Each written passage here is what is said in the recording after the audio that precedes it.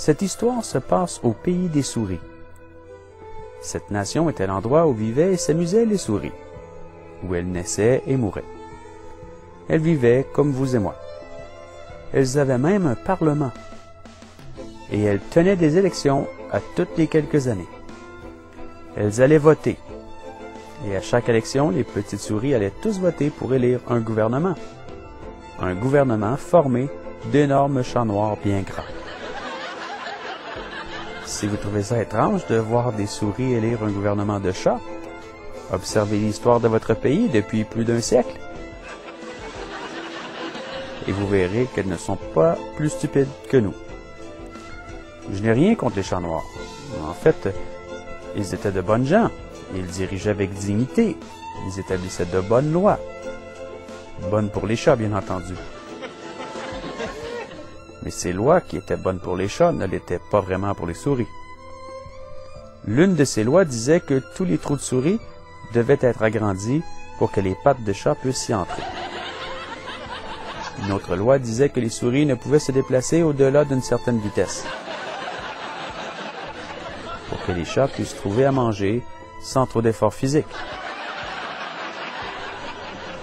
Toutes les lois étaient bonnes pour les chats, mais vraiment pas pour les souris. Et lorsqu'elles sont devenues trop insupportables pour les souris, celles-ci décidèrent de changer quelque chose. Elles organisèrent un vote. Elles votèrent pour sortir les gros chats noirs de la gouvernance.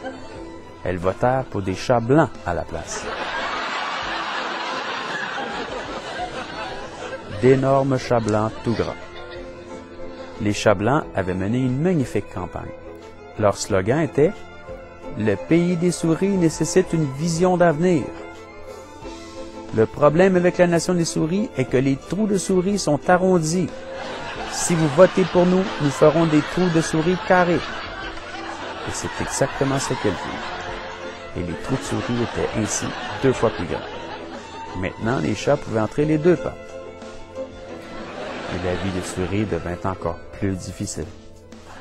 Quand ce fut finalement insupportable, ils votèrent pour la destitution des chats blancs, pour voter pour les chats noirs encore, pour plus tard revenir aux chats blancs, puis aux noirs, puis aux blancs, puis aux noirs, puis aux blancs, ainsi de suite. Exactement comme les plus naïfs d'entre nous le font avec la droite et la gauche. Les souris ont même essayé les chats noirs et blancs, ce qu'ils nommèrent néolibéral. Elles ont même essayé avec des chats tachetés. Ces chats-là essayaient de parler comme des souris, mais mangeaient comme des chats.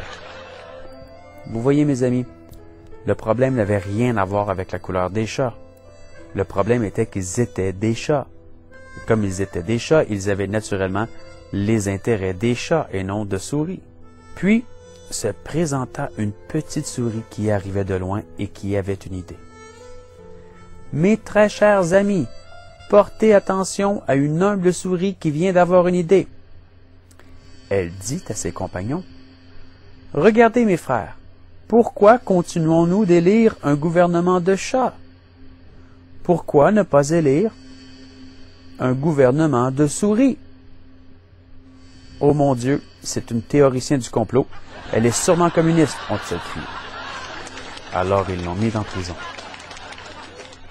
Mais laissez-moi vous rappeler que vous pouvez emprisonner une souris ou un homme, mais vous ne pouvez pas emprisonner une idée dont l'heure est venue.